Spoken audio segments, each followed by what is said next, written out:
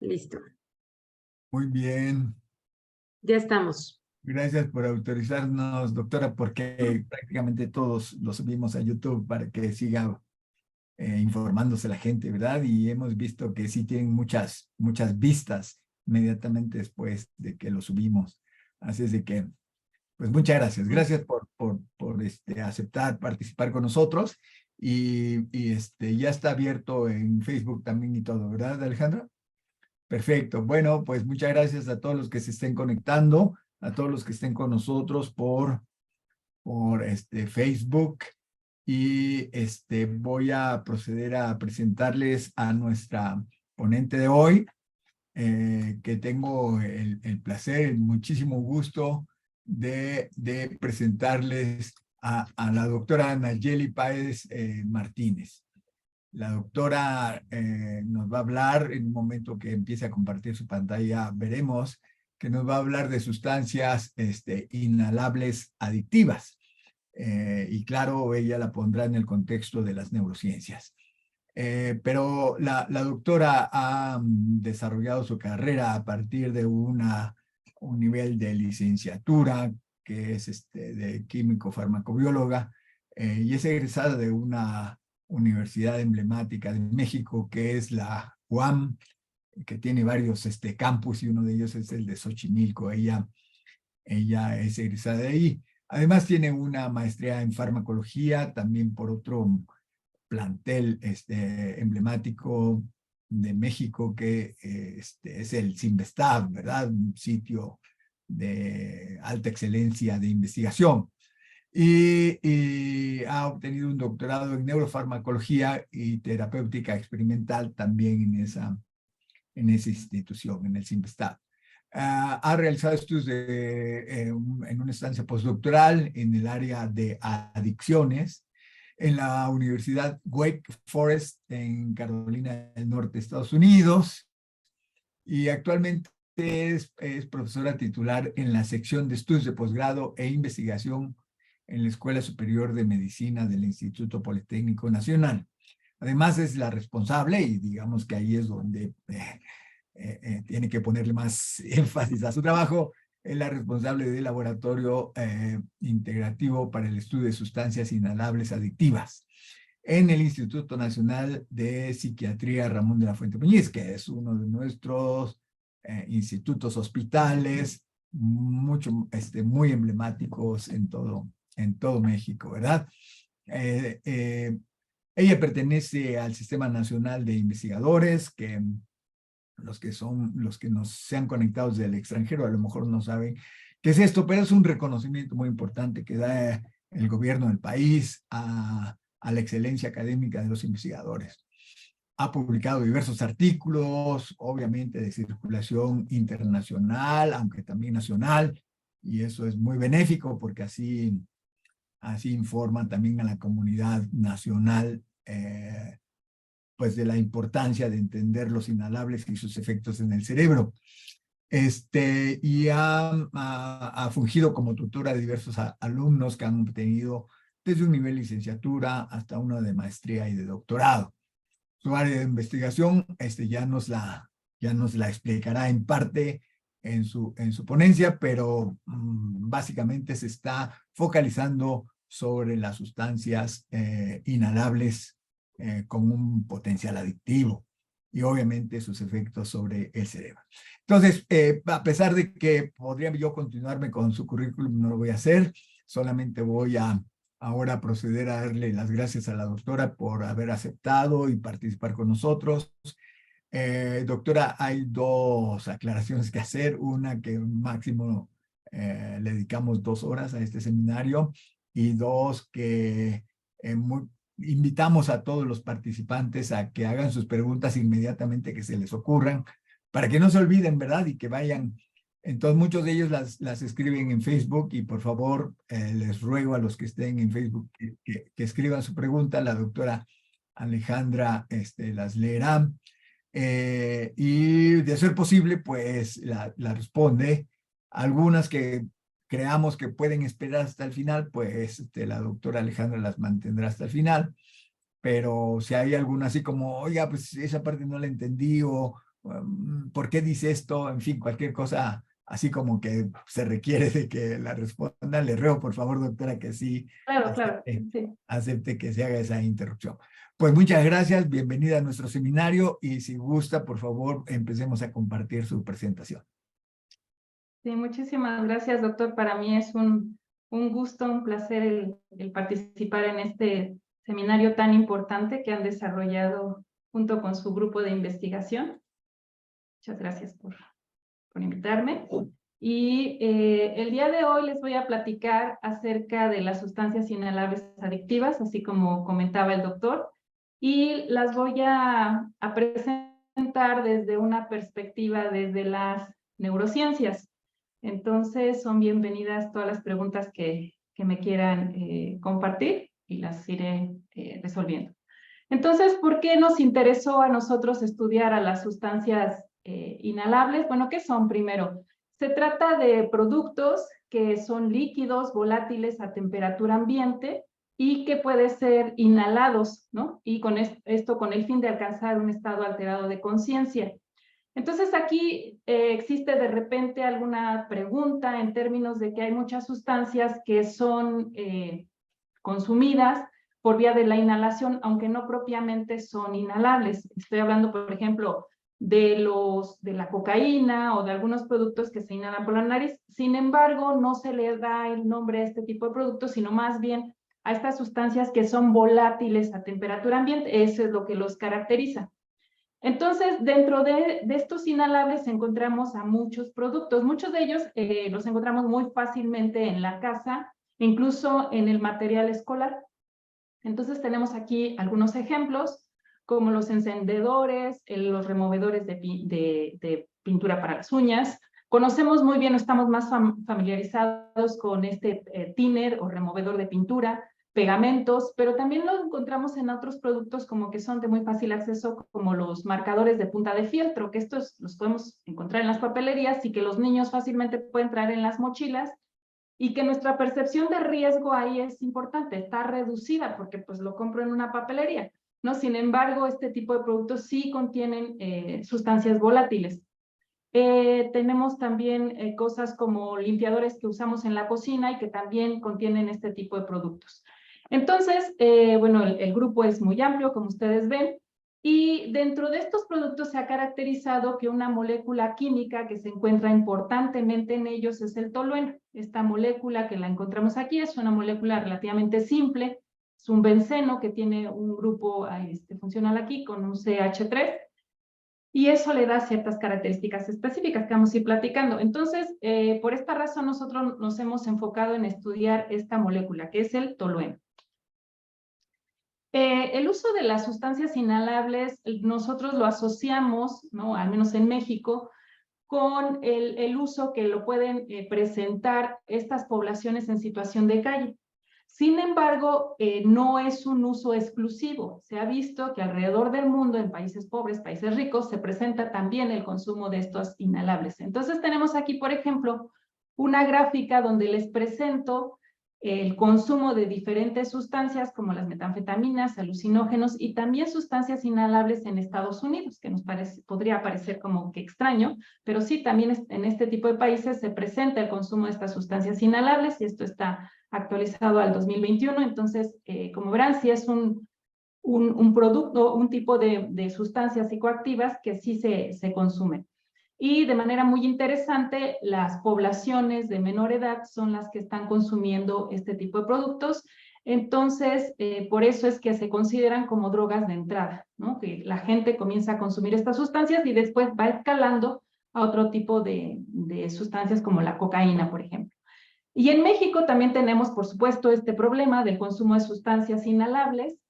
Y este estudio realizado en estudiantes de la Ciudad de México muestra cómo el consumo ocupa el segundo lugar después del consumo de la marihuana.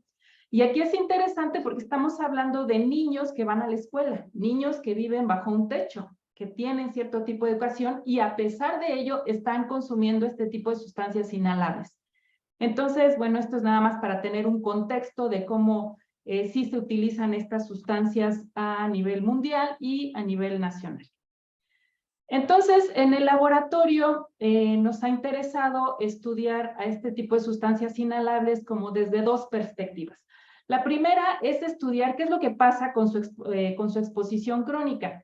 ¿Y por qué nos interesa eso? Bueno, porque las sustancias adictivas, como ustedes saben, pues se utilizan de manera repetida, ¿no? O sea, no solamente una vez, sino no solo experimental, sino de manera repetida. Entonces, por eso nos ha interesado estudiarlas con este tipo de consumo repetido. Y hemos analizado algunos tipos de conductas. Entonces, lo que les voy a presentar el día de hoy se basa en los estudios que hemos hecho en modelos de memoria y en modelos de adicción. Esa es la primera parte que les voy a presentar y también voy a mostrarles los estudios que hemos realizado sobre tratamiento, que es otro de los puntos que nos interesa mucho abordar en este laboratorio. O sea, sí caracterizar qué es lo que está pasando con la exposición crónica, pero muy importantemente buscar si hay algunas estrategias de tratamiento. Las sustancias inhalables, como les mostré, sí son utilizadas, pero son de las menos estudiadas. Entonces, en consecuencia, pues sí, también las opciones de tratamiento pues, son muy limitadas para este tipo de usuarios a inhalables. Entonces, los esquemas de tratamiento que nosotros hemos estado estudiando en los últimos años en el laboratorio tienen que ver con estudios sobre el ambiente. Entonces, una parte de los estudios los hemos hecho, una parte muy importante, sobre enriquecimiento ambiental. Y otra parte de los estudios se enfocan en el estudio de algunas moléculas en términos de estudiar la farmacoterapia. Entonces, bueno, primero, el tolueno es una sustancia volátil, ¿no? Que es lo que estamos platicando. Por lo tanto, su vía de administración también es particular. Entonces, nosotros queremos mimetizar en la mejor medida cómo es el consumo de este tipo de sustancias. Por lo tanto, para administrar, utilizamos esta cámara de inhalación. Esta es una cámara de inhalación estática. Como ustedes ven, está construido por un cilindro de vidrio. Este cilindro es de 27 litros de capacidad. Tiene una tapa que se cierra de manera hermética. Y en esta parte externa tiene un puerto de inyección. Aquí inyectamos un volumen que nosotros calculamos de tolueno y lo depositamos aquí en una malla que tiene arriba de esta malla un papel filtro. Entonces, después de depositarlo, encendemos este ventilador y eso permite que la sustancia se volatilice y se mantenga dispersa en este cilindro durante el tiempo de exposición. Entonces, el esquema de exposición que hemos estado trabajando es hemos utilizado 3 concentraciones, bueno, la que es el grupo control, que es sin exposición a la sustancia, 2,000 partes por millón y 4,000 partes por millón, que eso mimetiza de la mejor manera las conductas que se han observado en usuarios a inhalables. Por eso es que en la literatura científica internacional se ha estudiado estas concentraciones en ratones, para ratas son otras. Y el esquema que hemos utilizado es de 30 minutos al día y lo hemos extendido hasta 4 semanas. Entonces hemos ido haciendo un screening semana a semana y es el que mejor nos ha dado resultados. Como animales de experimentación utilizamos ratones Swiss Webster y con una edad postnatal de 35 a 40 días que equivale a la adolescencia. Nuevamente, para tratar de mimetizar de la mejor manera la edad en la que se consumen este tipo de sustancias por los usuarios. Respecto al modelo de memoria que hemos utilizado para estudiar los efectos del tolueno, es el modelo de reconocimiento de objetos nuevos. Entonces, después de que nosotros exponemos a los animales en esta cámara de inhalación, los colocamos en una arena que contiene 2 objetos iguales. Entonces, los ratones, los roedores son curiosos por naturaleza, entonces les gusta explorar sobre todo aquello que les es nuevo. Entonces los ponemos en esta arena y los dejamos que exploren durante 5 minutos estos objetos. Después los regresamos a su casa de alojamiento, los dejamos ahí durante 30 minutos y nuevamente los regresamos a una nueva arena que tiene uno de los objetos que ya conocía en la primera sesión y ponemos un objeto novedoso. Entonces aquí el ratón, que tiene una memoria, digamos que normal, sin ninguna alteración, va a explorar por mayor tiempo este objeto que le es novedoso. Entonces utilizamos esta fórmula que es de porcentaje de reconocimiento, donde hacemos un cociente del tiempo acumulativo que se gastan explorando el objeto novedoso entre el tiempo de exploración de los 2 objetos, y eso lo multiplicamos por 100, eso nos da un porcentaje de reconocimiento. Si ese porcentaje es menor que el grupo control, nos está hablando de que hay un deterioro en el aprendizaje y la memoria. Como modelo para evaluar el tratamiento, utilizamos, como yo les comenté, el enriquecimiento ambiental en esta primera parte. Este enriquecimiento ambiental consiste de varios elementos. Tenemos aquí ruedas de ejercicio voluntario, tenemos algunos túneles, tenemos varios objetos. De tal manera que tratamos de proveerle al animal de diferentes tipos de estimulación. Estimulación motora, pues por las rueditas de ejercicio, estimulación social porque vive en grupo, y estimulación visual y cognitiva por los objetos que colocamos ahí. Entonces, este tipo de tratamiento lo dejamos aquí al animal que viva durante 24 horas al día por 4 semanas. Y entonces, después hacemos la evaluación. Cabe resaltar que cuando hacemos este tipo de tratamiento, dejamos de administrar el tolueno. Entonces, para ver si este tratamiento solito es capaz de revertir los efectos producidos por la sustancia. ¿Por qué nos interesó el enriquecimiento ambiental? Bueno, en la literatura se ha demostrado que este tipo de aproximación ambiental tiene efectos positivos para revertir alteraciones en memoria y también efectos positivos en modelos experimentales de Alzheimer, Huntington, Parkinson e incluso adicción, esto en modelos animales. Entonces, sabiendo que las sustancias inhalables producen una variedad de efectos, pensamos que a lo mejor si utilizamos este modelo podríamos impactar sobre diferentes alteraciones producidas por la sustancia. Entonces, con esto no necesitaríamos como administración de diferente tipo de tratamiento, sino con uno podría ser suficiente, o al menos es lo que queremos explorar, si con este mismo tratamiento podemos impactar sobre las diferentes alteraciones o muchas de las alteraciones producidas por esta sustancia. Y tenemos aquí los primeros resultados que obtuvimos en ese momento respecto a la memoria. Entonces, vean, en esta gráfica es un curso temporal, tenemos las diferentes semanas en que hicimos la evaluación. Este modelo nos permite hacer la evaluación de manera repetida, entonces tenemos que evaluamos el efecto en la memoria a la 1, 2, 3 y 4 semanas. E hicimos también la evaluación en los animales cuando los expusimos a diferentes concentraciones de la sustancia. Entonces, evaluamos, por supuesto, el grupo control sin el tratamiento y concentraciones de 2,000 y 4,000 partes por millón. Como ustedes pueden observar, tenemos una reducción en este porcentaje de reconocimiento, lo que quiere decir que hay una alteración en la memoria. Y esto lo vimos a lo largo del tiempo que nosotros hicimos la evaluación. En este punto nosotros pensamos que si utilizamos una concentración más alta del tolueno, o sea, por ejemplo, 4,000 partes por millón, íbamos a observar mayor deterioro, cosa que no vimos. Y también pensábamos que si exponíamos a los animales mayor tiempo, también íbamos a ver un aumento en el deterioro, cosa que tampoco se observó. Entonces, esto parece ser un efecto como de todo o nada, o sea, y es tan contundente que desde la primera semana lo observamos, ¿no? Y eso se mantiene, ese efecto, a lo largo del tiempo. Doctora, Aquí, sí, adelante. perdón, y con una exposición o 2 exposiciones, es decir, sin que pase una semana, ¿ya se ven cambios? Sí, de hecho, también hicimos esa evaluación con el tratamiento agudo y también vimos el deterioro en la memoria. Esto es bien interesante porque entonces estamos viendo que este efecto, este deterioro que se presenta, esta patología, sí es muy contundente y desde las primeras administraciones ya se observa. Y de hecho, otros colegas que han evaluado también la respuesta del tolueno, incluso con otros modelos experimentales, también han encontrado ese efecto. Y también con ratas se han hecho los experimentos. Entonces sí es bien interesante cómo sí se puede observar estas alteraciones desde muy corto plazo. Sí, gracias por la pregunta. Gracias, doctora. Sí, y luego en esta otra parte del experimento lo que ya nos fuimos a analizar es el tratamiento. Entonces otra vez les comento cómo iba el experimento. Expusimos a los animales durante 4 semanas al tolueno. Después les dejamos de administrar la sustancia, pero los alojamos en diferentes ambientes. Este es el ambiente control, que es el alojamiento estándar, y este es el tratamiento con el enriquecimiento ambiental, que es lo que estamos proponiendo. Aquí lo que observamos, como ustedes pueden ver, es que hay una reducción en el reconocimiento de objetos.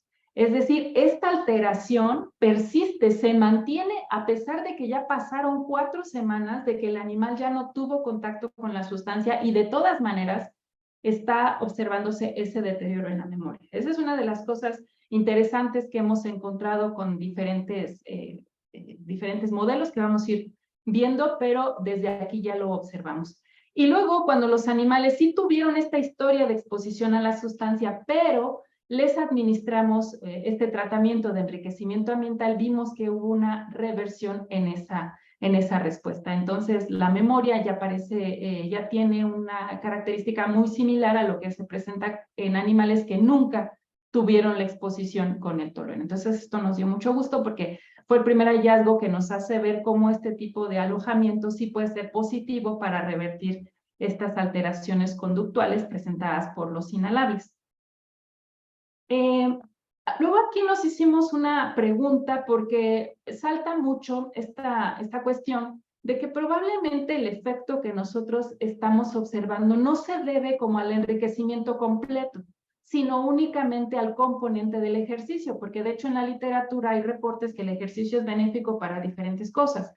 Entonces, aquí lo que nos planteamos es como romper en los pedazos que conforman el enriquecimiento ambiental y entonces conformamos diferentes grupos. Entonces tenemos por un lado, bueno, siempre van a ser nuestros controles, ¿no? Como nuestro control negativo, el alojamiento estándar, nuestro control positivo, el enriquecimiento ambiental. Luego tenemos este que nos causaba mucha duda, ¿no? El del ejercicio, entonces los animales solamente tuvieron el ejercicio, tuvieron las rueditas en este ambiente. Bueno, cabe señalar que estuvieron en grupo. Luego tenemos otro tipo de alojamiento que nosotros le llamamos estimulación cognitiva, que quiere decir que tuvieron todos los objetos del enriquecimiento, pero no la rueda de ejercicio. Entonces, no hay ejercicio aquí.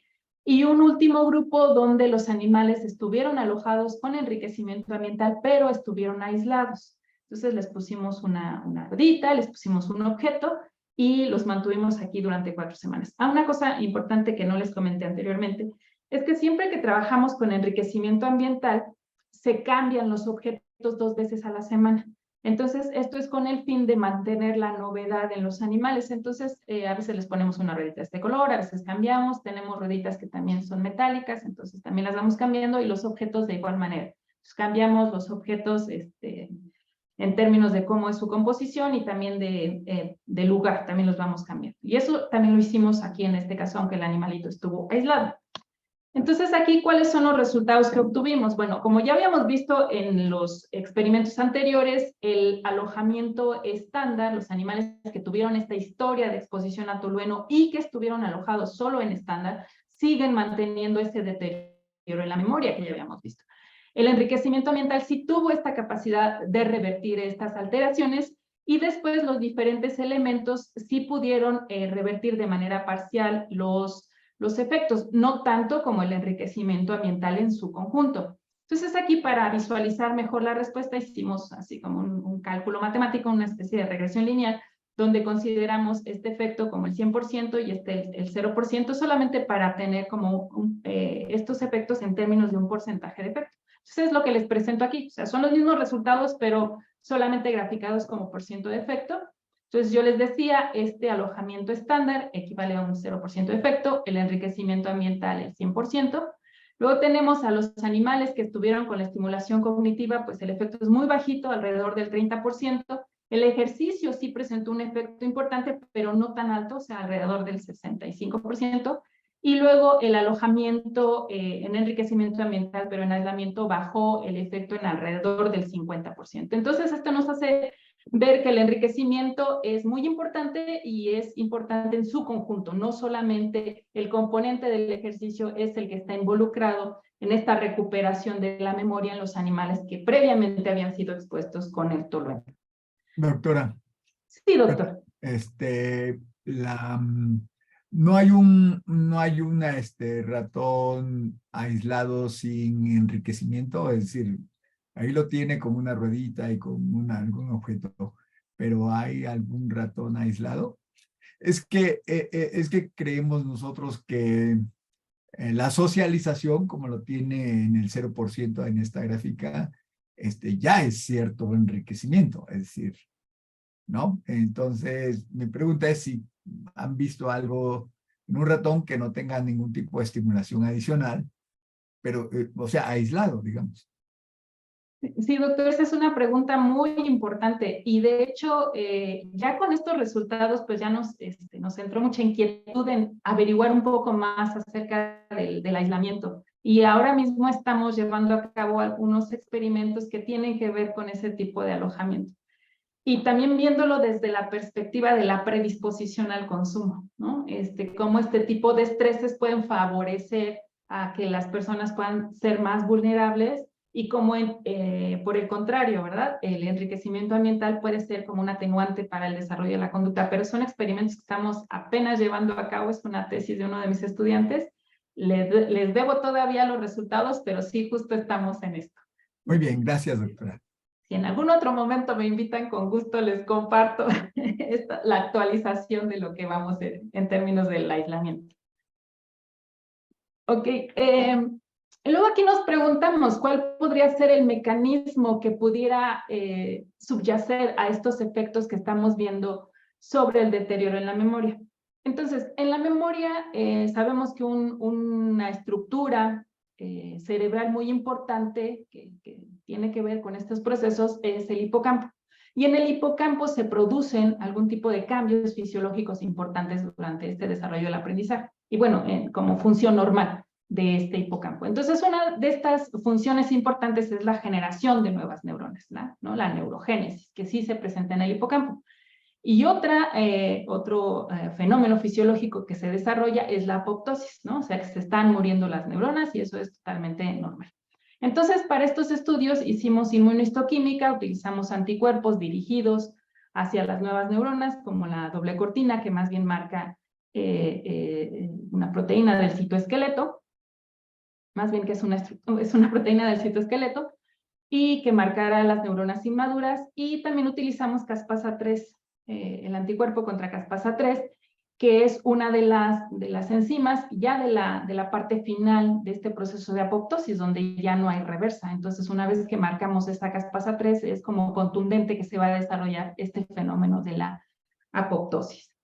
Entonces, hicimos estos experimentos y lo que encontramos se los muestro aquí. Aquí tenemos unas fotografías de lo que observamos en estos cerebros de ratones, ya sea expuestos a aire, nuestra condición control, también le llamamos así a nuestra condición control, animales expuestos a aire, y animales expuestos a tolueno. Entonces tenemos esto lo realizamos en el giro dentado del hipocampo.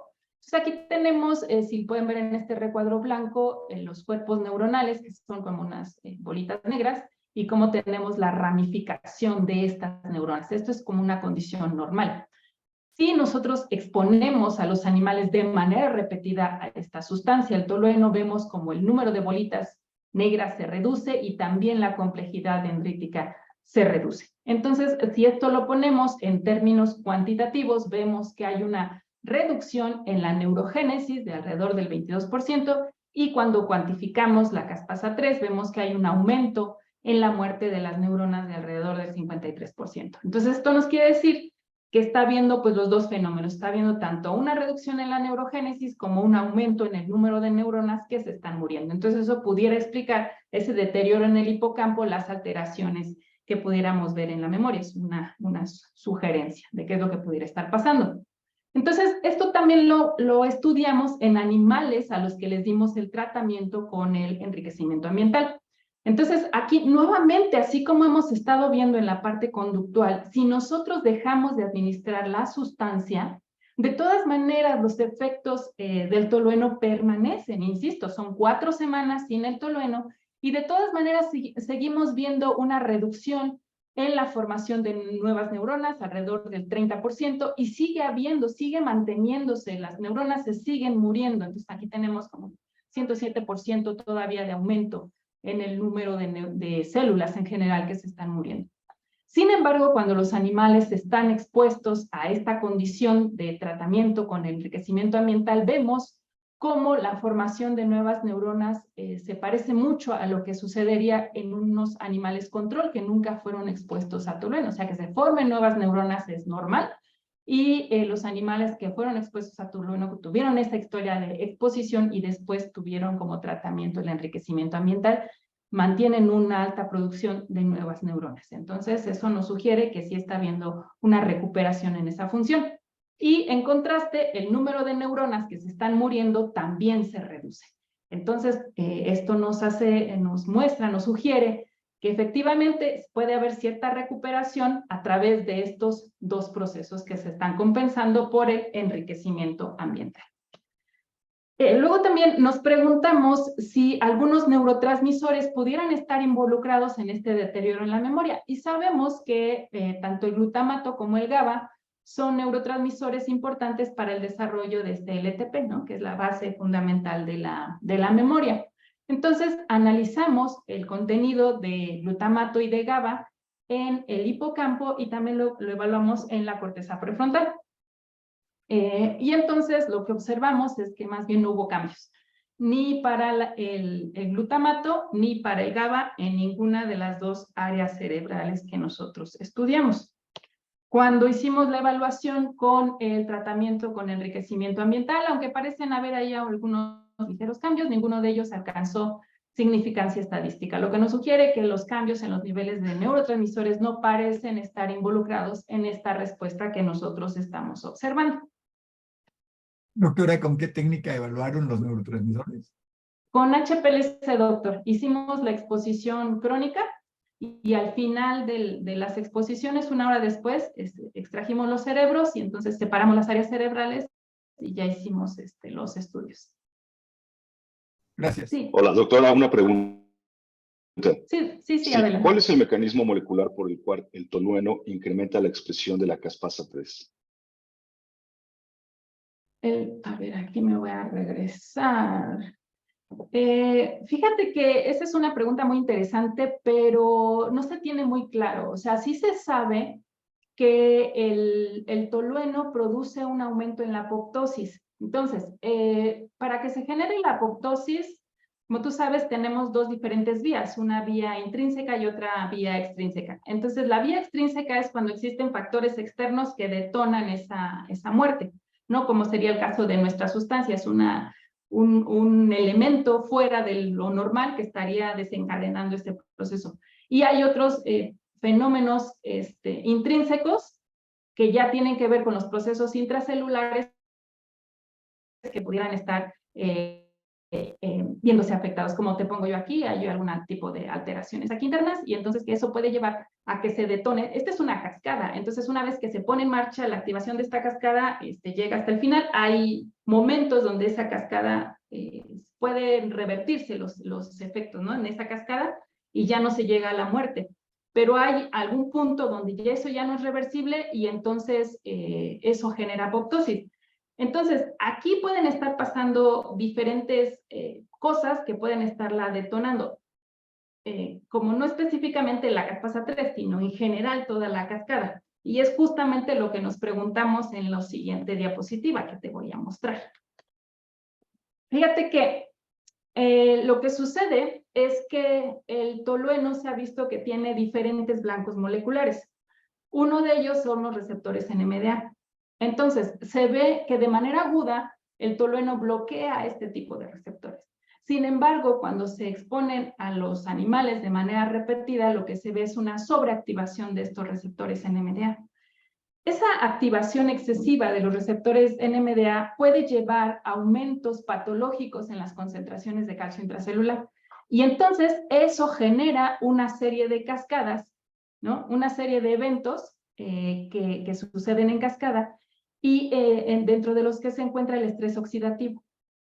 Y entonces ese estrés oxidativo pudiera ser uno de los elementos que desencadena la apoptosis a través de una vía intrínseca.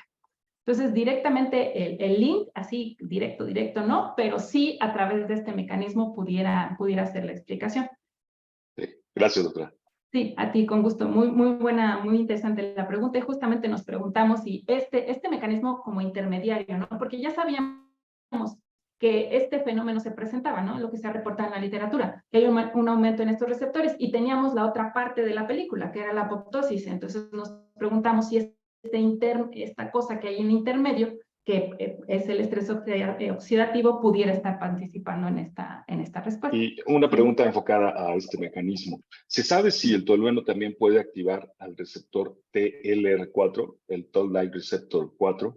¿Por qué? Porque se ha observado que psicoestimulantes o alcohol activan a este receptor presente en microglía y en astrocitos y desencadena un proceso de respuesta inflamatoria.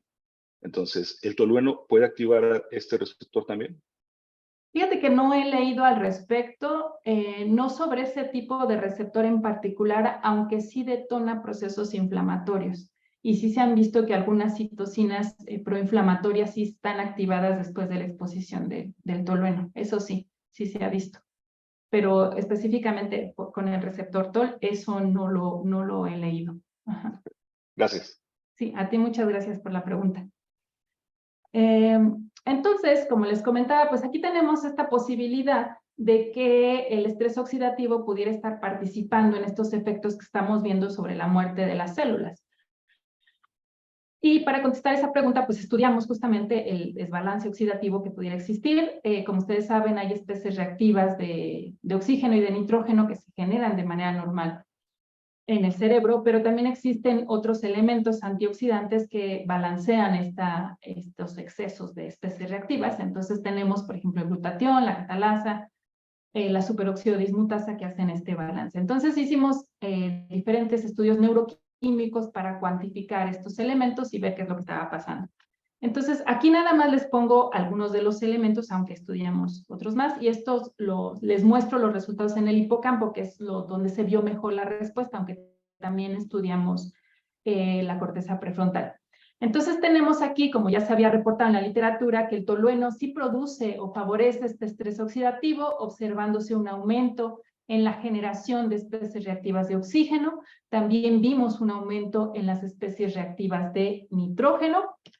Y por otro lado, vimos que hubo una reducción en estos elementos antioxidantes como el glutatión reducido y también vimos una reducción en la actividad de la superóxido dismutasa. Entonces, todo esto en conjunto sí apoya esta idea de que el tolueno está generando un desbalance oxidativo en esta estructura cerebral.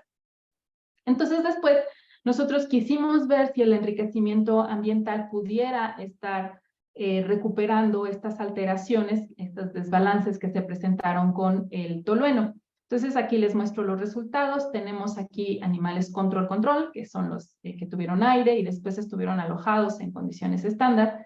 Y luego tenemos aquí animales que fueron expuestos a tolueno. Todos estos grupos tuvieron tolueno y estos fueron expuestos en condiciones estándar. Estos tuvieron enriquecimiento ambiental y luego estos tuvieron, aquí se borró, pero es solución salina, que es el control de la melatonina. Entonces aquí lo que quisimos es comparar el efecto del enriquecimiento ambiental con esta otra molécula antioxidante que es ampliamente conocida en la literatura. Entonces, lo que nosotros observamos es que efectivamente el tolueno tuvo esa capacidad de reducir la formación de especies reactivas de oxígeno, también la formación de especies reactivas de nitrógeno, y que este fenómeno fue similar a lo que se presenta con un antioxidante bien conocido, que es la melatonina.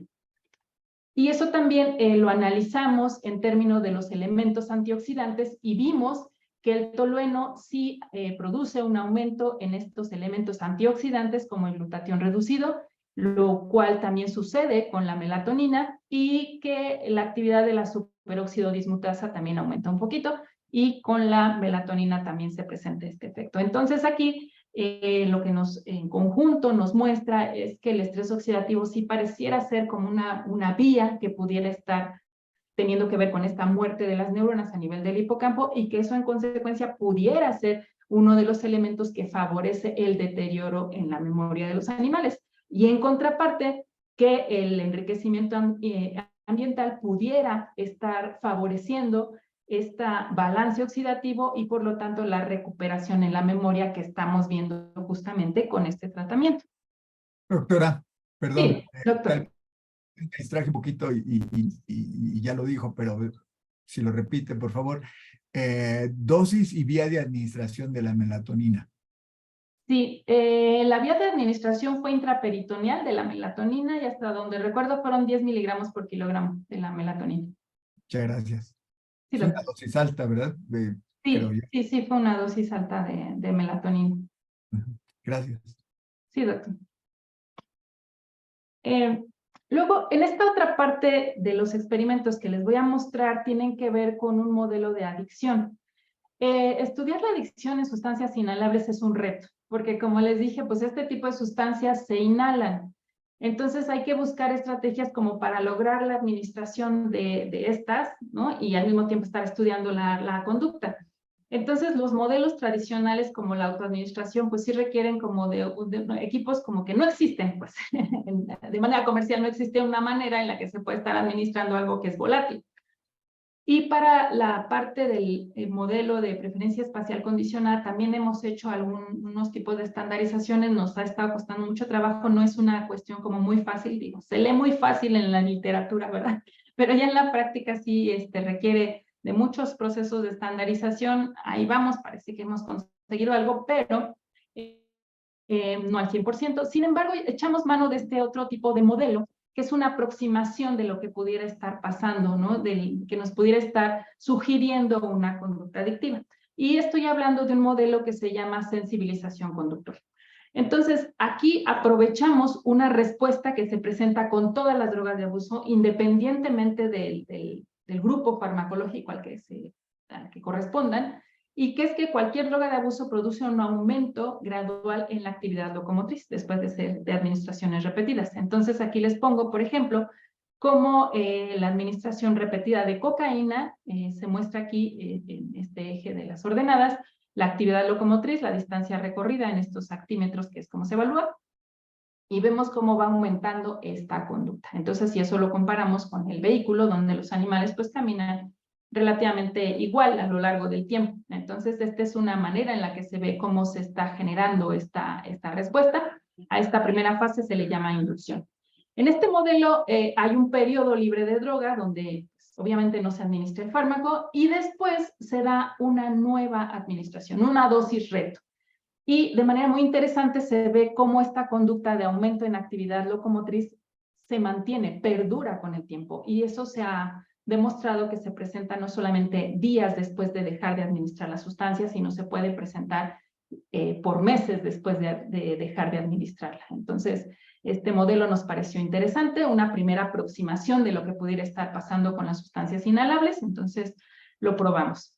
Entonces, lo que hicimos fue alojar a nuestros animales, más bien, exponer a nuestros animales en esta cámara, perdón, que ya les comenté hace un momento de qué consiste, e hicimos la evaluación de la actividad aquí mismo, adentro. ¿Por qué? Porque si nosotros sacamos al animal, el efecto de los inhalables desaparece muy rápidamente, entonces ya no vemos el efecto. Entonces, hicimos la evaluación de la actividad aquí mismo, aquí adentro. Lo que hicimos fue marcar la base del cilindro en esta cuadrícula, como ustedes pueden ver aquí. Entonces, grabamos la conducta durante 10 minutos, los últimos 20 minutos de la exposición, y entonces vimos qué tanto se desplazaban los animales dentro de esta cámara de inhalación. Y entonces los resultados que obtuvimos son los que les muestro en esta gráfica. Tenemos el curso temporal, los diferentes días que expusimos a los animales a la sustancia y el número de cruces que hicieron a lo largo de esta cuadrícula. Entonces los animales control, pues obviamente no caminaron muy diferente a lo largo del tiempo, más o menos lo mismo. Y sí se ve ese aumento gradual en la actividad locomotriz en las diferentes concentraciones. Por supuesto se ve un efecto concentración-respuesta. Es decir, entre más concentración les ponga, mayor veo cómo se está presentando ese aumento en la actividad locomotriz, que sí corresponde a lo que ya se había mostrado en la literatura con otras drogas de abuso. Después nos fuimos a evaluar el tratamiento. Una pregunta.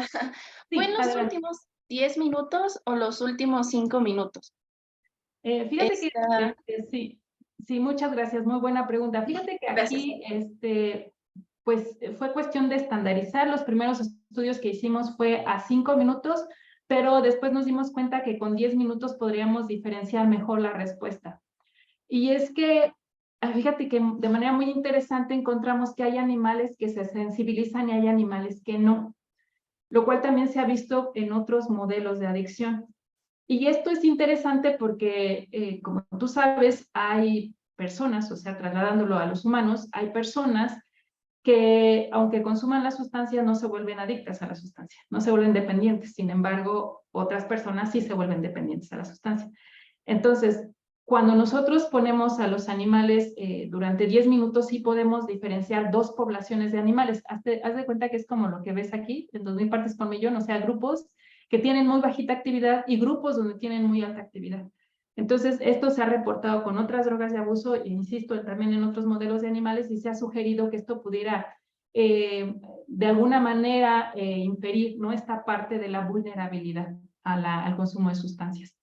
Entonces, sí, nos fuimos por, ya en los últimos trabajos hemos estado estudiando más los 10 últimos minutos. Vale, muchas gracias, doctora. Sí, a ti, gracias por tu pregunta.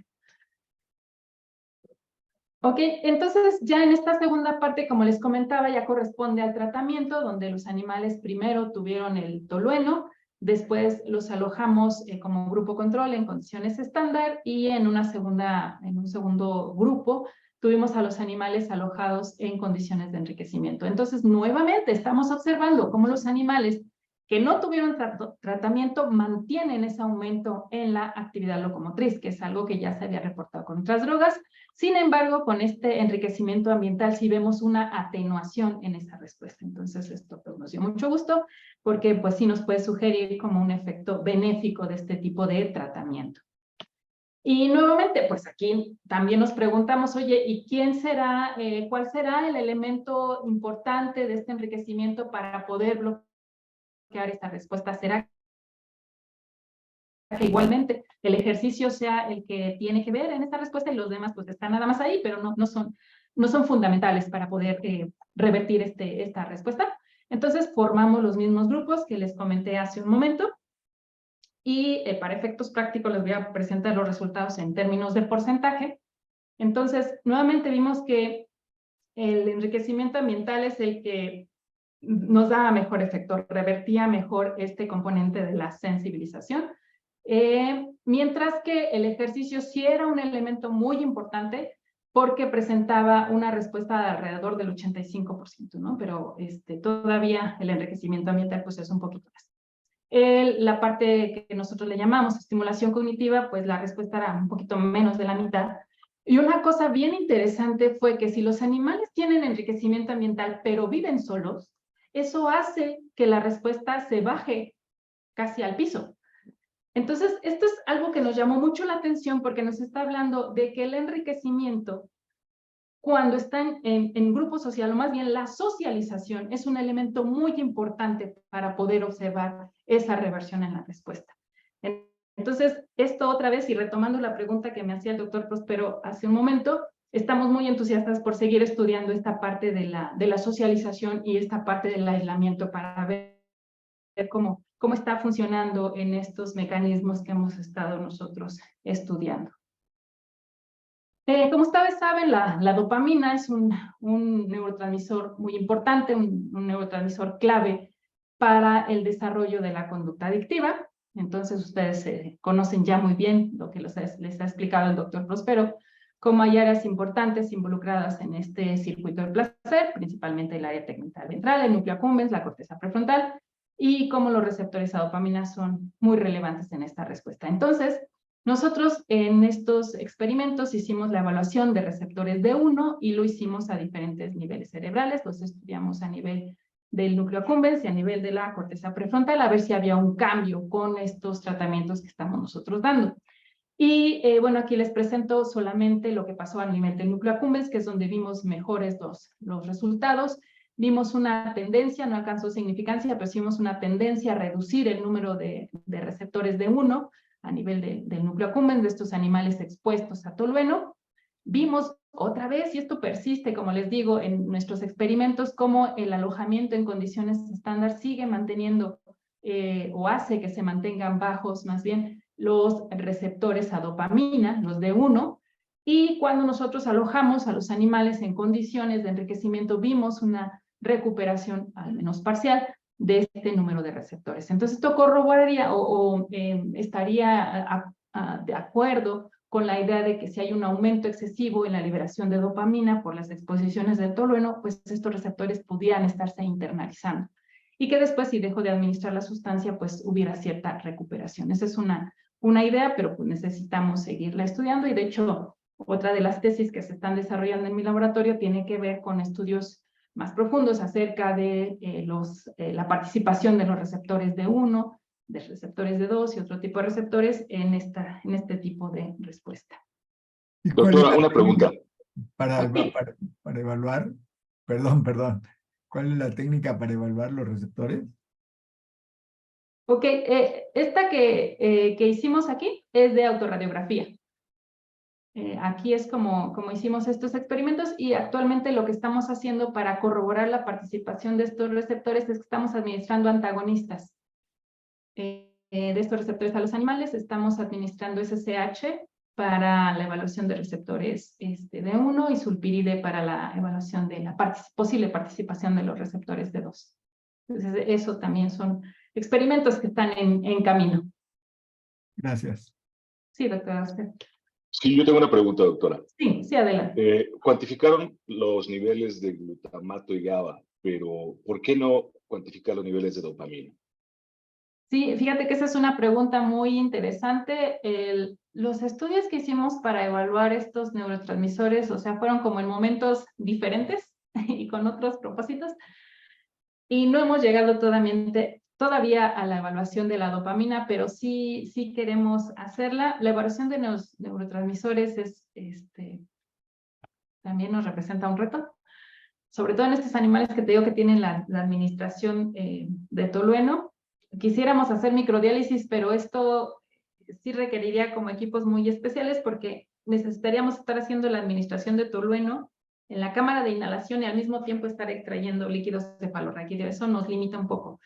Claro. Entonces, sí lo tenemos que hacer al final de los estudios. Entonces, bueno, ahí es una de las cosas que sí queremos hacer en algún momento, pero también lo estamos, en esta tesis que te digo que está corriendo, lo vamos a evaluar de manera indirecta analizando tirosina hidroxilasa, que es la enzima que sintetiza, una de las más importantes, ¿no? Involucradas en la síntesis de dopamina. Pero sí es una pregunta totalmente relevante y, por supuesto, sí, que se necesita hacer. Da la impresión, doctora, de que el enriquecimiento en los controles reduce la expresión o la detección del D1. ¿En estos, doctor? No, en los controles que son, me imagino, los rosa claro, ¿no? Del ambiente enriquecido. De ese, en comparación al ambiente enriquecido. Sí, sí, doctor, fíjate, bueno, ahí no nos así nos salió significativo. Fíjese que es interesante porque se ha propuesto que el enriquecimiento por sí solo pudiera estar liberando dopamina, que pudiera ser un reforzador natural, ¿no? Y que ese refuerzo pues se vea por esta liberación de dopamina, y entonces en contraparte pues sí estaría habiendo también una internalización. Es algo que todavía necesitamos seguir analizando, seguir entendiendo mejor qué es lo que está pasando en ese proceso, pero sí tiene toda la razón. Y va por ahí que también parece ser que impacta sobre el sistema dopaminérgico este tipo de tratamiento. Gracias. Sí, hasta doctor. Otros de los experimentos que hemos hecho en el laboratorio tienen que ver con el estudio del sistema renina-angiotensina. Entonces, para quienes son médicos, pues están familiarizados con este sistema porque tiene que ver con el control de la presión arterial. Entonces, en este sistema también es una cascada de eventos que se presenta donde tenemos al angiotensinógeno, que con la ayuda de una enzima que se llama renina genera angiotensina 1, y luego con la ayuda de otra enzima, que es la enzima competidora de angiotensina, se genera la angiotensina 2, la cual tiene la capacidad de unirse a diferentes receptores, como el receptor AT1. Y eso es importante, como les dije, en la regulación de la presión arterial a diferentes niveles, ya sea a nivel del riñón, a nivel directamente del corazón, a nivel de los vasos sanguíneos o de las estructuras cerebrales que están implicadas en la regulación de la presión arterial. Sin embargo, en años recientes se ha encontrado que este sistema también impacta sobre algunas conductas, no necesariamente que tienen que ver con la presión. Por ejemplo, en conductas como en respuestas como la memoria y también con la conducta adictiva. Entonces, pues una colega me presentó este sistema y entonces encontramos este tipo de hallazgos interesantes en la literatura y por lo tanto nos fuimos a estudiar qué es lo que pasaba con algunos de estos inhibidores en esta cascada. Entonces, utilizamos aquí el captopril, que es un inhibidor de esta enzima convertidora de angiotensina, y también probamos el losartán, que es un antagonista de los receptores AT1, y eso lo evaluamos en este modelo de la conducta adictiva. Entonces, vemos aquí en estos resultados como ya habíamos visto que el tolueno, ¿no? Los animales que tienen una historia de tolueno y les pongo solamente solución salina como tratamiento, siguen manteniendo un aumento importante en la actividad locomotriz.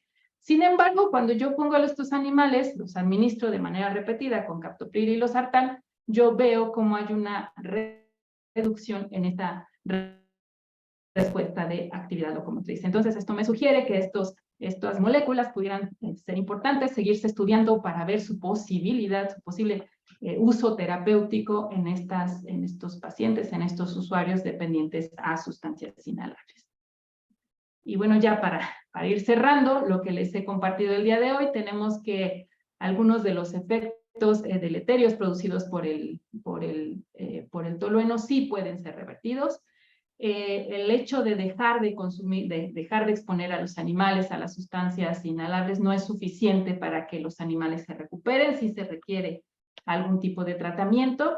Vimos que el ejercicio y la socialización son elementos muy importantes, elementos clave para atenuar las dos conductas que hemos estudiado, tanto la memoria como la conducta adictiva, y proponemos que el enriquecimiento ambiental es un tipo de tratamiento que debería seguirse estudiando y pudiera ser útil para el tratamiento de usuarios inhalables. Es un tratamiento que es fácil de poder implementar y sería barato, entonces esto lo sugerimos como una estrategia terapéutica que pudiera ser complementaria, no que sea la única, pero que sí pudiera ser complementaria a algún otro tipo de terapia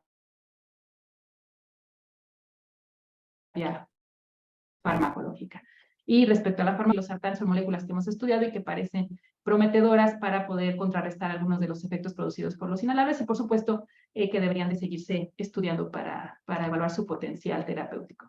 Una pregunta aquí que surge siempre es, bueno, ¿eso cómo trasladas el enriquecimiento ambiental en los humanos? Entonces, considerando que estamos nosotros proponiendo diferentes tipos de estimulación en nuestros animales de experimentación, tenemos esta parte que le llamamos estimulación cognitiva, cómo podemos estimular a nuestro cerebro, pues de diferentes maneras. Aquí solo pongo algunos ejemplos, ¿no? Estudiando un nuevo idioma, jugando algunos tipos de juegos de mesa que requieren habilidad mental, como por ejemplo el ajedrez, el sopa de letras. Le recomiendan mucho a las personas de tercera edad que hagan este tipo de ejercicios, por ejemplo. El estudiar, practicar algún instrumento musical también es un tipo de habilidad cognitiva que podemos practicar. El ejercicio, por supuesto, en sus diferentes modalidades también podría ser de utilidad y una cosa bien importante que es las redes sociales, ¿verdad? No redes sociales, no únicamente las redes sociales virtuales, sino las redes sociales presenciales, las de veras, ¿no? Y vemos que eso también es un elemento muy importante que puede darnos buenos beneficios. Y bueno, finalmente aquí les muestro a algunos chicos de mi grupo de trabajo que son muy entusiastas y que han desarrollado los experimentos, son las estrellas de este trabajo que han estado haciendo trabajo con nosotros. Y aquí mis colaboradores, el doctor Francisco Pellicer, el doctor Sergio Montes, la doctora Itzel Gallardo, la doctora Lucía Martínez, el doctor Roberto Mercadillo, el doctor Gerardo Ramírez, la doctora Eva González, por mencionar algunos. Sí, pues muchas gracias a ustedes por su atención. Muchas gracias, doctor Prospero, por su amable invitación. Muchas gracias, doctora Denise. Muchas gracias, doctora. Le agradezco mucho que haya participado y haya aceptado compartir datos que nos dan un panorama, ¿verdad?, adicional a lo que regularmente estamos viendo. Creo que hay un par de preguntas aquí en el chat. Alejandra, no sé si quisieras comentarlas. Sí. Hay una de, bueno, Joana Villatoro, que creo que ya le hiciste, ¿verdad, Joana? No. De que si se podría agregar en esta propuesta experimental un grupo aislado con enriquecimiento completo, que creo que sí se mencionó. No, creo que como que ese grupo falta, ¿verdad, doctora? O sea, es decir, no sé si falta, simplemente es una pregunta que hay ahí para ver si, porque tiene de algo de enriquecimiento, aislado con la rueda y un objeto, ¿verdad? Pero Y un aquí lo que objeto. sugiere, ¿quieres hacer la pregunta, Joana, por favor, directamente? Ah, sí, sí, es que en bueno, de los que están en los grupos, hay uno que está con el enriquecimiento completo, o sea, para hacer ejercicio, con todas los tubitos y todo eso, pero están en grupo, o sea, yo decía uno igual, pero de grupos, pero individual, o sea, lo que sería el completo, pero solo con uno, pero no sé, nada Sí. más lo dije así al aire. No, sí, sí, es muy buena pregunta. Y de hecho, ese grupo es el que tratamos de incluir ahí. Lo que pasa que no podemos poner a un animal solito en un alojamiento igual que el que usábamos cuando los animales estaban en grupo, porque el hecho de que utilicemos cajas grandes a los animales les produce ansiedad. Entonces, quisimos, cuando están en grupo, pues no hay problema. Bueno, creo que debí regresarme un poquito más. Para hacer el tratamiento con el enriquecimiento ambiental necesitábamos cajas más grandes para que pudieran contener todos los elementos que te he mostrado, ¿no? Porque si los ponemos en su misma cajita, pues ahí ya habría hacinamiento. Entonces utilizamos cajas jumbo de rata, cajas más grandes para poder poner la ruedita y los diferentes juguetes. Ok. Si nosotros ponemos a un animal solito en una caja grande, eso genera ansiedad y de hecho ese es un modelo de ansiedad, ¿no? Entonces, nosotros cuando quisimos hacer esta prueba del animal solito, dijimos, bueno, es importante que tenga los elementos del enriquecimiento, pero que no la caja grande por sí sola sea un elemento que le esté generando esa respuesta que no deseamos. Entonces, por eso la caja es más chiquita. Pero sí tiene la ruedita y tiene un juguetito. Y entonces esa ruedita y juguetito se la fuimos cambiando. Entonces, así fue como esa idea y por eso la razón que la caja está más chiquita. Ah, ok, muchas gracias, doctora. Sí, gracias, Jonathan, por tu pregunta. Muy bien. Bueno, Abril Escalante pregunta que si está en sus planes incluir al sistema endocannabinoide o si sabe o si se sabe si hay algún efecto en este sistema. Sí, esa es una excelente pregunta y el hecho de participar en este seminario me motiva mucho a explorar este sistema cannabinoide también. Y de hecho, uno de mis estudiantes está trabajando utilizando un antagonista del el rimonabal para la síntesis de estos cannabinoides. Entonces, es como la primera aproximación que hacemos para ver la participación del sistema endocannabinoide. Yo sé que es mucho, mucho lo que hay que explorar del sistema, pero es nuestra primera aproximación. Estamos entusiastas por ver los resultados y, insisto, el hecho de que muy amablemente me invitaron a participar en este seminario me motiva a seguirlo explorando. Muy bien, no sé si haya más preguntas o comentarios, todo el mundo puede participar. Les recuerdo a los que están conectados por el Facebook también, por favor, escriban sus preguntas. Aprovechen que la doctora nos está hablando de uno de los problemas, diría yo, más fundamentales que tenemos en adicciones, porque son sustancias de que a pesar de que estamos conscientes de que se usan, no hay reglamentos ni hay maneras de evitar que hasta los niños tengan acceso a ellas, ¿verdad? O sea, no está prohibido la venta a menores, por lo menos no en México, y entonces todos ellos pueden hacer uso de estas sustancias y muchos de estos niños, algunos en condiciones de calle, pues los consumen en gran cantidad, ¿no? En ese momento de un proceso de maduración. Es muy curioso cómo la venta de estas sustancias se ha modificado e incluso ya les ponen aromas adicionales, ¿no? Y entonces hay uno que huele a guayaba, hay uno que huele a vainilla adicionalmente, ¿verdad? Y siempre así como siempre ofrecer la variedad, como podríamos decir en el alcohol, ¿verdad? Que lo venden como tequila, lo venden como vino, lo venden como whisky, ahora con aroma a guayaba, ahora con vainilla, en fin, todo ello, ¿verdad? Y eso promueve todavía más el consumo de una sustancia altamente eficiente, como ya nos mostró la doctora, para matar neuronas, por lo menos en los modelos que nos acaba de mostrar, pues sí promueve la apoptosis, la muerte de las neuronas, y quisiéramos pensar que podemos detener esta utilización de inhalables, porque muy probablemente también el cerebro humano esté produciendo muerte neuronal, ¿no? ¿Qué nos comenta al respecto de eso, doctora? Un poquito de esa parte que acabo de decir. ¿Qué dice?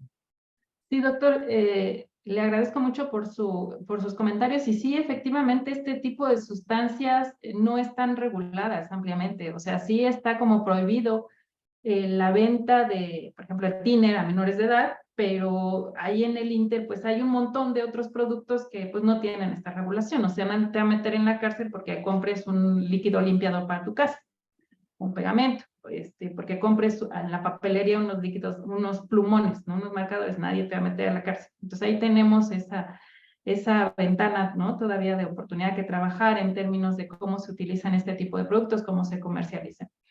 Y la cuestión del costo también, ¿no? O sea, es muy barato comprar estos productos. Yo siempre digo, ¿no? En el metro podemos comprar fácilmente un paquete de plumones a 10 pesos, ¿no? Y pues es muy fácil, ¿no?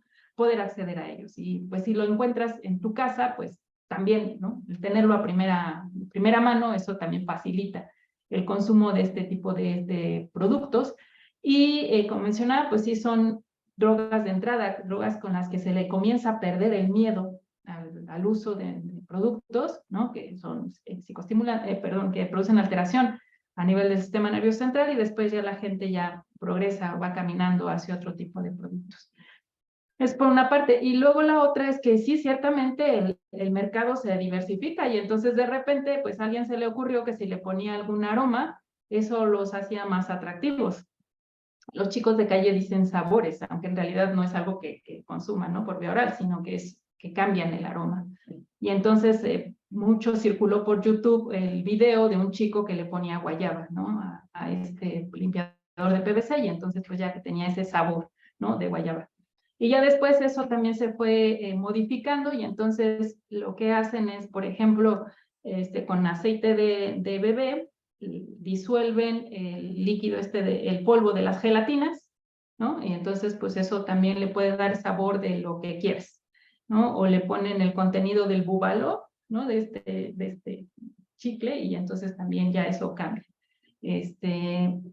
O sea, le pueden poner de diferentes tipos de aroma, como estas sustancias son orgánicas, quiere decir que no son solubles en agua, entonces por eso es que utilizan esa base de aceitosa para poder mezclar los aromas.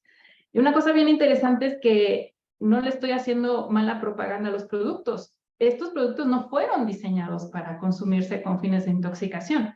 Sin embargo, la gente los utiliza de manera errónea, ¿no? Por eso en inglés es como el misuse, o sea, de manera errónea, de manera no adecuada, y los emplea con fines de intoxicación, ¿no? Pero existen, pues sí, toda esta variedad de cosas que se hacen, y luego ya poniéndonos todavía más sofisticados, hay quien le pone ahí la hierbita de la marihuana dentro de los inhalables, y entonces aquello se vuelve una feria de efectos, ¿no? Dentro de esos productos. Entonces, nosotros hemos estado estudiando y vamos como poco a poco, ¿no? En el camino de estudiar los efectos del tolueno puro.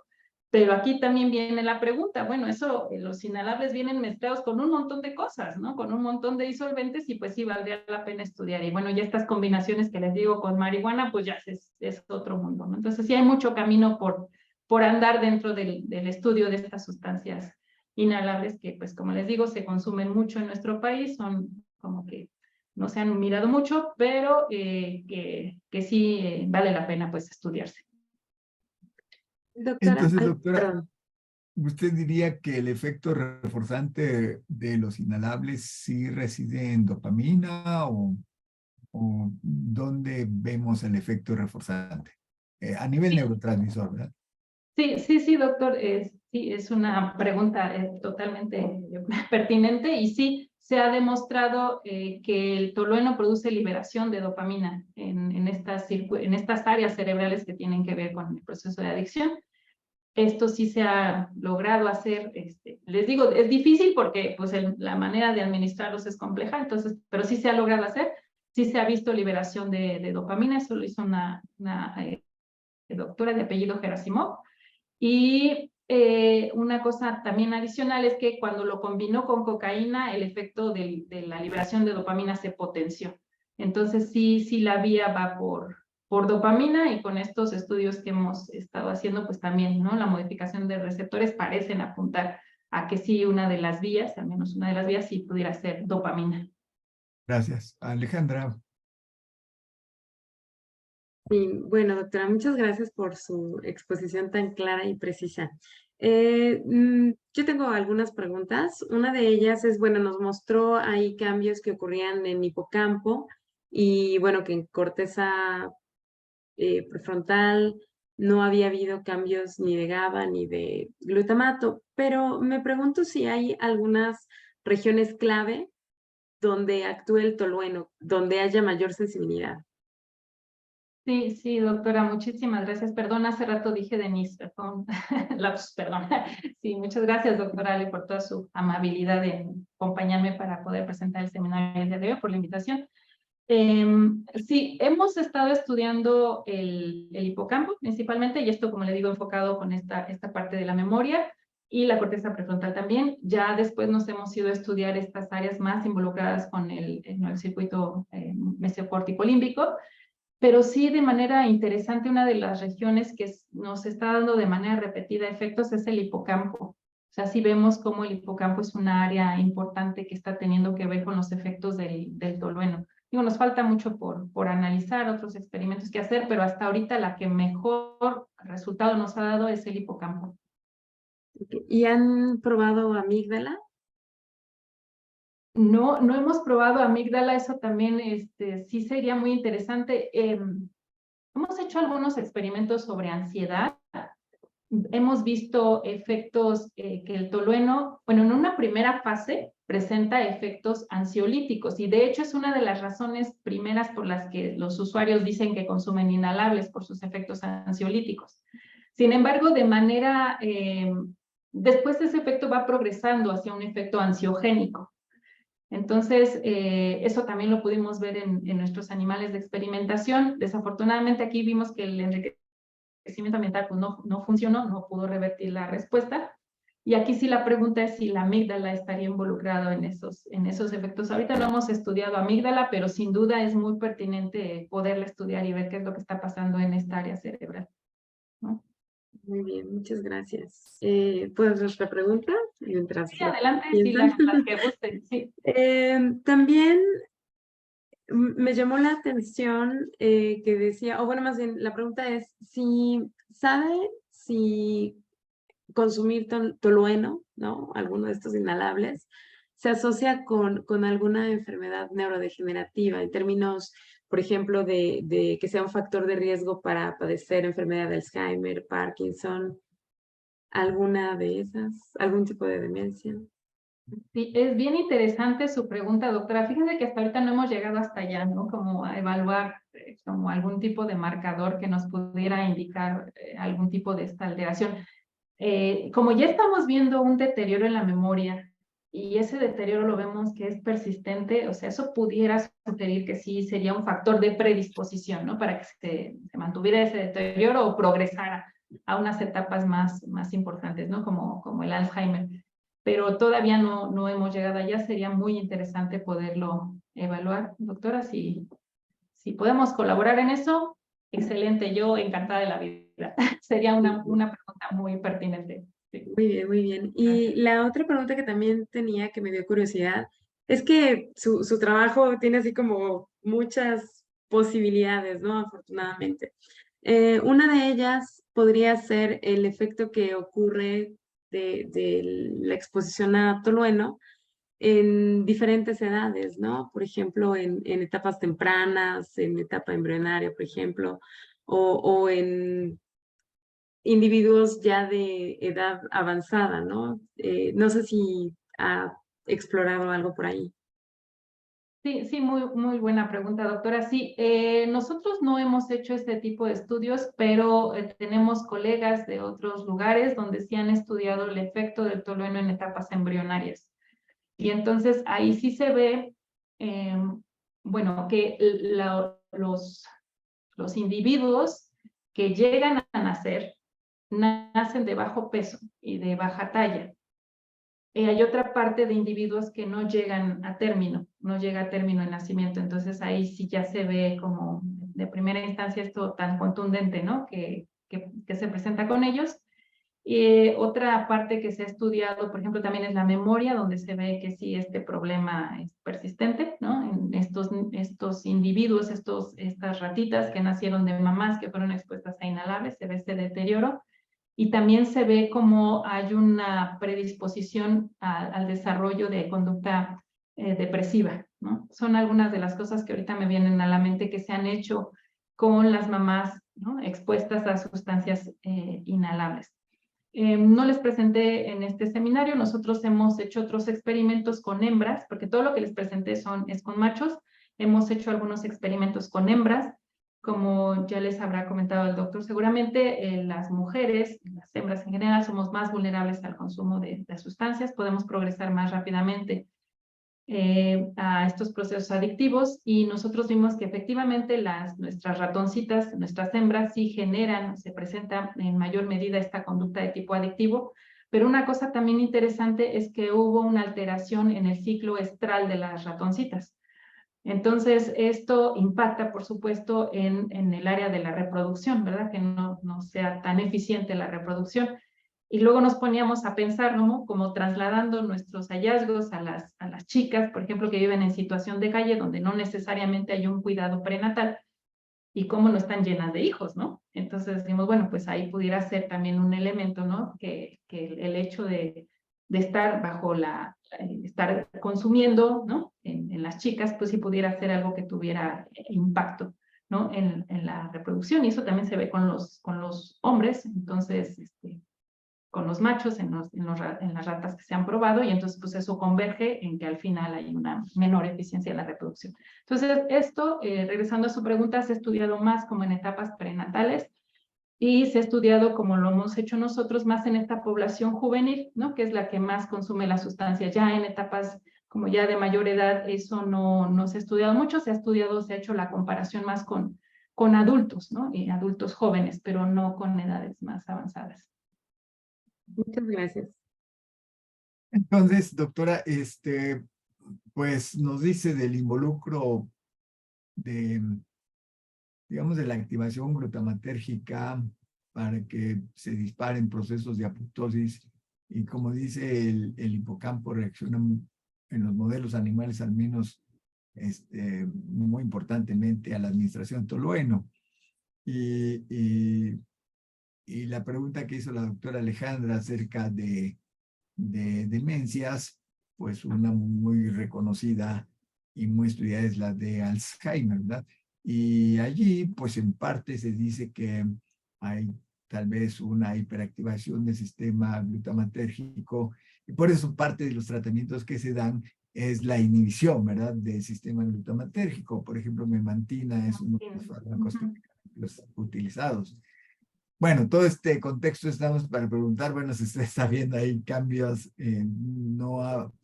o sea, se fue más pues por el sistema renina-angiotensina, se fue más por la melatonina, pero no por el sistema glutamatérgico, que incluso pues tiene datos al respecto de ello.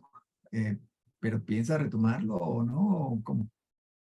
Sí, doctor, es una pregunta, por supuesto, muy pertinente, y sí, uno de los chicos está retomando esa parte y queremos estudiar el sistema glutamatérgico, que estamos, de hecho, obteniendo las muestras cerebrales para hacer estudios sobre receptores NMDA, sobre receptores AMPA, pero no solamente ahí, sino también queremos estudiar los receptores acetilcolina, ¿no? Que también sabemos que son importantes en la regulación de la memoria. Entonces también estamos generando algunas muestras para hacer el estudio de la acetilcolina. Entonces sí tenemos muchas ganas de seguir estudiándolo, esta vía, ¿no? de la memoria, ver qué otros mecanismos pudieran estar ahí.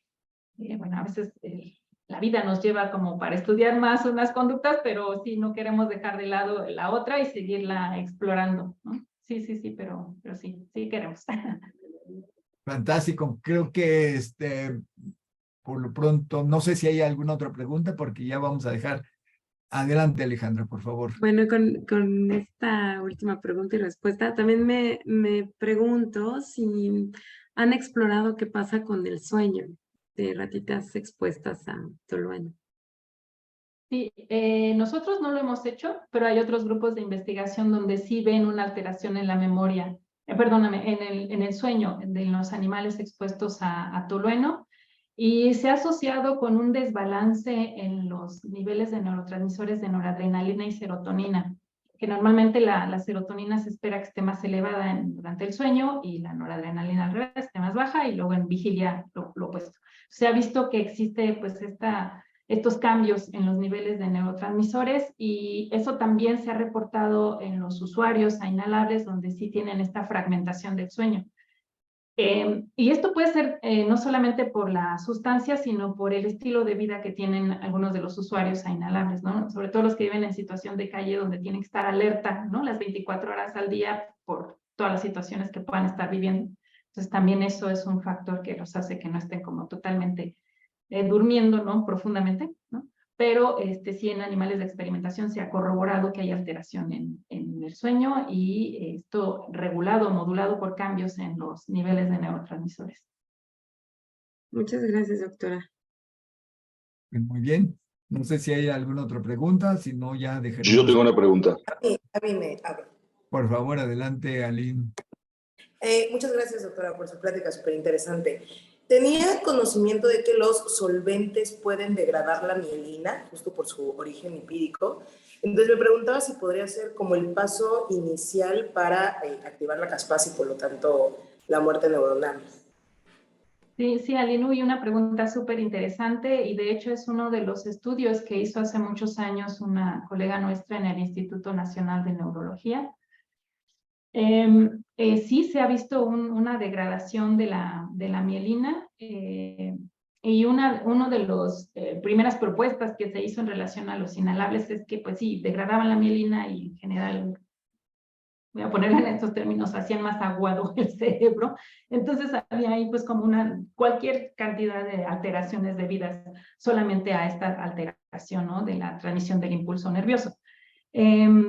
Pero la doctora Barroso Moguel, se me estaba escapando el nombre de la doctora, y sí, ella es quien fue pionera en el estudio de inhalables aquí en México, y sí se encontró este deterioro en la mielina. Entonces sí, aquí el reto es ver qué es lo que pasa, si se puede recuperar, ¿verdad?, ese deterioro, y sí, por supuesto, lo que comenta, si esto está directamente implicado en las alteraciones que se presentan con los inhalables, que ahorita nada más puse 2, pero pues es cualquier cantidad de cosas solo a nivel del sistema nervioso central, y a nivel de otros órganos también se produce. Entonces sí, sí, totalmente de acuerdo en que es un área de oportunidad también para seguir estudiando. Bueno, Gracias. pues creo que lo vamos ya a suspender, doctora. Rodolfo, perdón, Rodolfo tenía una pregunta, ¿no? Adelante, Rodolfo, por favor. Sí, doctora, se ha reportado que la exposición crónica a tolueno incrementa la expresión de las interleucinas 4 y 6. Como sabemos, estas citocinas son proinflamatorias.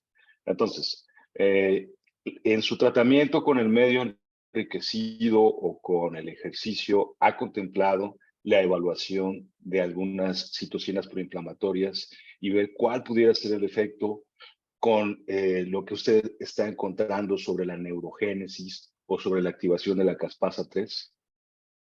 Sí, sí, Rodolfo, muchas gracias por tu pregunta. Sí, de hecho hicimos una colaboración justamente con alguna colega suya en la UNAM, en la Facultad de Medicina. Sí, sí vimos estos efectos, y al igual que nosotros, otros grupos de investigación han encontrado esta activación de citocinas proinflamatorias. Con el enriquecimiento no hemos encontrado efectos tan importantes en la reducción de citocinas proinflamatorias. Sí se ha visto que si se atenúa los efectos de estas citocinas, mejoran algunas de las respuestas, o sea que sí, la neuroinflamación sí está teniendo que ver con algunos de los efectos inducidos por el tolueno, pero de manera específica con nuestro enriquecimiento ambiental no hemos visto grandes cambios hasta ahorita con los resultados preliminares que tenemos. Ok, gracias, doctora. Sí, muchísimas gracias por tu pregunta. Bien, ¿alguna otra pregunta, por favor? Bueno, pues doctora, muchísimas gracias por su tiempo, su participación y sobre todo pues por compartirnos de sus datos, ¿verdad? Porque a pesar de que nos dedicamos a adicciones, no necesariamente cubrimos todo y muchas veces lo más fácil es escuchar a la experta, en este caso, sobre los aspectos que nosotros no estamos estudiando, pero sí queremos informarnos y sí queremos saber qué pasa, ¿verdad? Así es de que muchísimas gracias, verdaderamente estoy muy agradecido de que haya compartido con nosotros y pues le damos las gracias y le doy las gracias en nombre de todo nuestro grupo. Sí, doctor, al contrario, le agradezco mucho por su invitación a este importante seminario. Sé que son personas muy especializadas, les agradezco muchísimo. Y también para mí me sirve de retroalimentación, ¿verdad? Todas estas nuevas ideas que de repente surgen, para mí también son muy importantes y las posibles colaboraciones, con mucho gusto también. Entonces, sí, es un gusto mutuo el poder participar, doctor. Le agradezco mucho. Pues muy bien, pues gracias y nos despedimos. Muchas gracias. Gracias, doctora. Que tenga muy buen día. Muchas gracias, doctora. Hasta luego, gusto. luego. Bye. Un gusto. Hasta luego. Gracias. Gracias, doctora.